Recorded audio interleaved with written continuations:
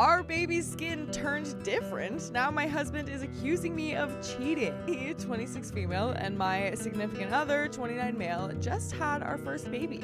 We are over the moon when we discovered the pregnancy, and we were both really excited to have a child together. We wanted to get married next year, and everything was going great. We were happy.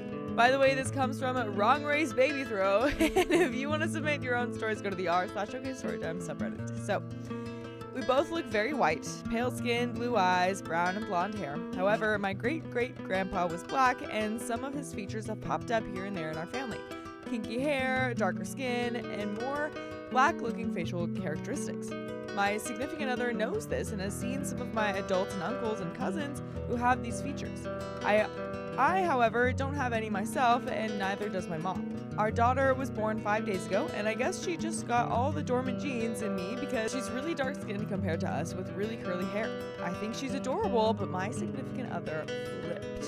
He accused me of cheating, that the baby could possibly be his. I've never given him a reason to suspect me of infidelity, and I've certainly never cheated. We argued about it. I pointed at all my cousins and other relatives who have black features, but he absolutely refused to listen and said our daughter looked too black for that to be a plausible explanation. He stormed out of the hospital, sent me a text an hour later that we were over, and when I got home from the hospital the next day, he wasn't there, and most of his personal belongings were gone. I tried to reach him, but he didn't answer my texts or calls until 3 days later when he told me that he demanded a paternity test to prove that I was a liar, and if I refuse, I'll never see him again. I'm completely broken down and hurt over this. For our entire relationship, he's been so sweet and rational.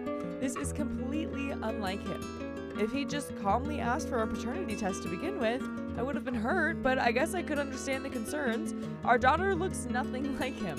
But I don't think our relationship can survive this, even when I proved to him I wasn't lying. Should I go through with the test or just cut my losses here and raise her alone? And there is an edit. I decided to get the test done. I'll update you all when I get the results. I'm still angry, but I guess I understand him a bit better now. There are some relevant comments. F racism throwaway says, that's your decision to make. However, in your situation, I would do the paternity test either way.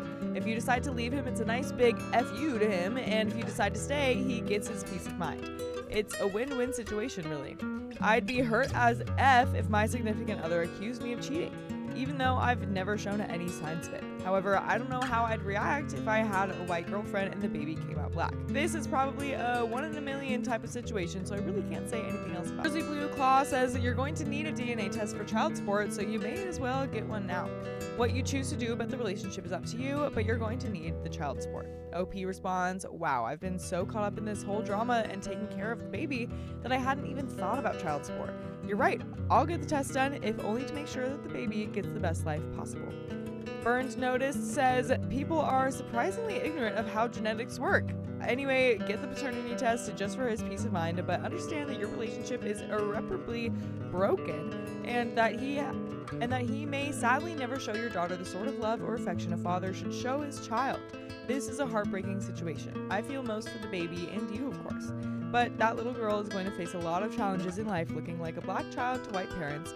Talk to your more black-looking relatives about this and do research on how to talk to your daughter about her ancestry and prepare her for some of the more stupid, bigoted, ridiculous things that people are bound to say.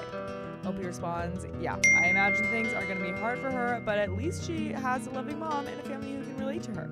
I just hope my boyfriend, or my ex, I don't even know anymore, will come around and treat her with the respect that he couldn't afford to give me. And OP makes a comment on her family history.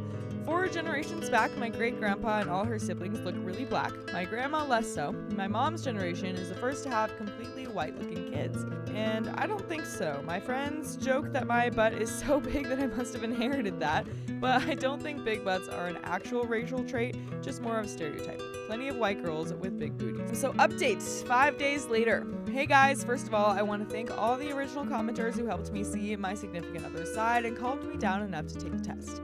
Well, the results are in, and of course, she is his. The whole process was absolutely ridiculous. I got an appointment with the doctor and texted significant other the time and location. He didn't answer, but showed up, and the entire time he didn't say one word to me, and he didn't want to touch or even look at the baby. and left as soon as they had taken a sample, despite the doctor asking him to stay so we could go over a few things.